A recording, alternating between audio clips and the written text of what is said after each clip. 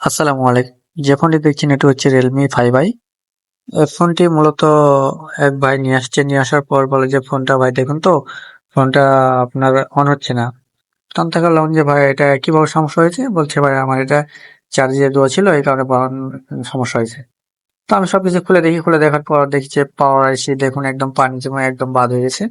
তো আমি তাকে বললাম যে ভাই আপনার পাওয়ার আইসি সাইডে তো আপনার পানিতে পড়ছে। সে বলে যে ভাই এটা ৩ মাস আগে আপনার পানিতে পড়ছিল, ৩ মাস পড়ার পর আমি আজকে সমস্যা পাইছি। তো আমি তাকে বললাম যে ভাই ৩ মাস আগে পড়ছে, আজকে সমস্যা তো হবে। কেননা যে আপনি ৩ মাস পর আপনি টেকনিশিয়ানের কাছে নিয়ে আসছেন কি কারণে? আপনার মূলত সমস্যা হয়েছে, ফোন বন্ধ হয়ে গেছে এই কারণে আসছেন। তো আপনি যদি ৩ মাস আগে যদি আপনি ওয়াশ করে নিতেন, তাহলে এত বড় ক্ষতি হতো না, আপনার এত টাকা খরচা হতো না। সে বলে যে ভাই এতদিন তো চললো। আমি তাকে বললাম যে ভাই আপনার এতদিন চললো, এগুলা আপনার ইলেকট্রিকের জিনিস। যে যে জিনিসগুলো আপনার নষ্ট হয়েছে এগুলো তো সব কারেন্ট সাপ্লাই হয়। তাহলে আপনার সমস্যা তো হবেই। সে বলল যে, "ভাই ঠিক আছে আপনি তাহলে ঠিক করে দিন।" আমি তাকে বললাম, "ঠিক আছে ভাই ঠিক তো করে দেব। কিন্তু আপনাদের জন্যই তো আমরা মূলত কাজ করতে যাই, বিভ্রান্তিতে পড়ি, আমাদের সময়টা বেশি যায়।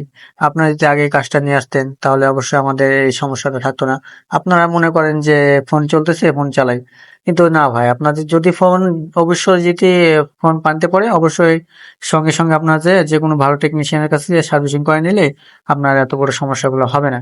কেননা যে আপনার তো একটা ফোনে অমূল্যবান জিনিস থাকতে পারে। তো ভাইয়ের ফোনটা আলহামদুলিল্লাহ আইসি লাগানোর পর সাকসেস। তো আর এই ভিডিওটা কেমন লেগেছে অবশ্যই একটা লাইক করবেন, কমেন্ট করবেন।